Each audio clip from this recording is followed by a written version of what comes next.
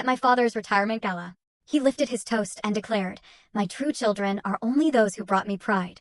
Can you imagine being completely erased from your own family story? I mean, utterly humiliated in front of 200 people, just for being me? What happened next shattered everything I thought I knew about my father, my stepfamily, and even my own quiet husband.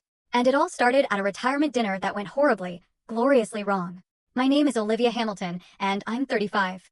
Just last week, at my father's retirement gala, the grand finale of his 30-year career as a prestigious school principal, I was literally kicked out of the VIP table. Not for causing a scene, not for being late, but for being, well, for being just an elementary school teacher. Apparently, that embarrassed the family.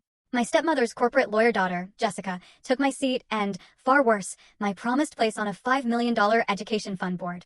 I stood there, shaking, beyond humiliated. But then, my unassuming husband, Marcus, stood up. He walked to the microphone and the entire ballroom fell silent. What he revealed about who he really was changed everything in less than 60 seconds. The look on my father's face, the gasps from the crowd, and especially my stepmother's dropped champagne glass. I'll never forget it. The crystal ballroom at the Grandview Hotel glittered with an almost suffocating importance that night.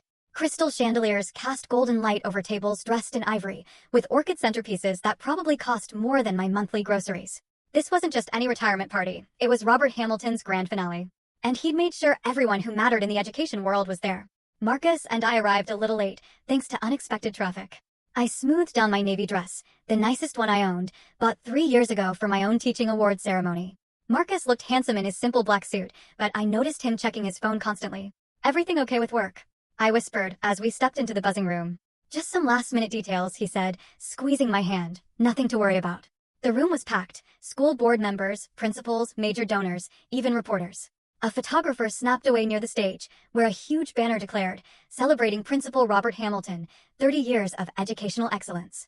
My father stood near the entrance in a charcoal Tom Ford suit, probably 3 months of my teaching salary. Patricia, his wife of 4 years, glittered beside him in a gold sequin gown, her diamond necklace catching every light as she laughed a practiced, hollow laugh. They looked like they belonged on a magazine cover.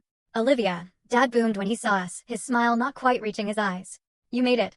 "Of course, Dad," I replied, trying to sound cheerful. "Wouldn't miss your big night." Patricia's gaze swept over my dress with barely. Full story video added in below.